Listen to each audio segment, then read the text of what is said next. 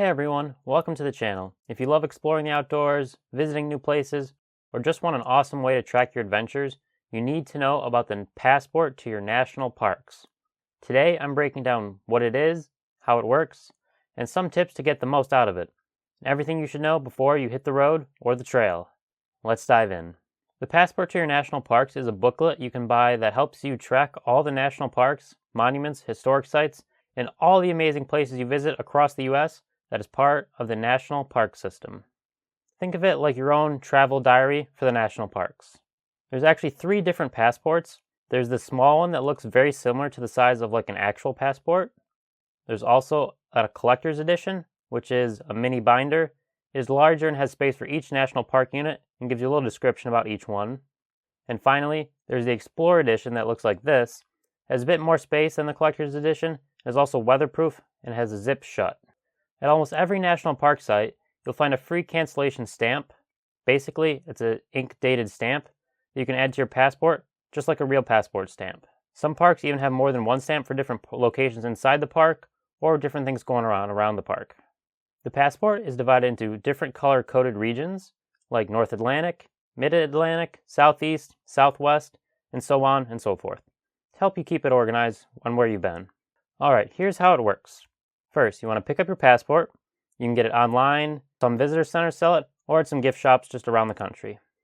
You want to bring it with you to every park, although you don't have to, and I'll explain that a bit more later. You want to find the cancellation station, the stamp area. It's usually inside the visitor center or out by a ranger somewhere. It's usually pretty findable, pretty easy to find. And then you stamp your passport. Boom, that's it. Okay, here's some tips you'll want to know if you want to go to the next level of stamp collecting, or just some helpful things to know. Get these stampable stickers, just in case you forget your passport. They can also help keep your passport safe if you don't want to risk damaging your passport by taking it to each different location and going around in different places of the park. As I mentioned before, check for bonus stamps. Some parks have anniversary stamps. There's different festivals might be going on, junior ranger stamps. Super fun, super collectible. Highly recommend you check it out. You can also plan trips around your getting some stamps if you're a hardcore collector or travel nut, just like going to see different places. You can map out multiple parks and sites close together, especially in places like DC or the Blue Ridge Parkway. And lastly, protect your book. Grab a plastic cover or Ziploc bag for your travels, along with keeping it in a safe space at home. A couple quick things you should know. Cost. The basic passport costs around $10 to $15. Collector's editions maybe around $30, $35, with the Explorer's edition around $65, $70, $75. There's different price points depending on what you're looking for and how much you want to spend. All the money goes to support the National Park Service, so it's a win-win. And of course, depending on where you buy your passport, the price is going to vary a little bit from here and there. Some sites aren't traditional parks. The passport covers things like battlefields, historic homes, rivers, monuments, not just the big iconic parks like Yellowstone or the Grand Canyon. The National Park Service has units of all shapes and sizes that cater to many different interests and many things like that, so there's really something for everybody.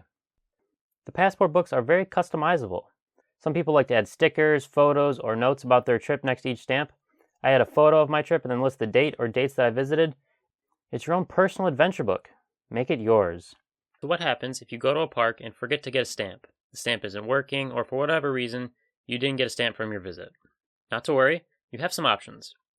From what I've found, there are 2 different ways to get stamps if you've missed them on your visit. The first is you can get them online and have them shipped to you. To do this, head to americasnationalparks.org and you can custom order them. The link to the site will be in the description below the video.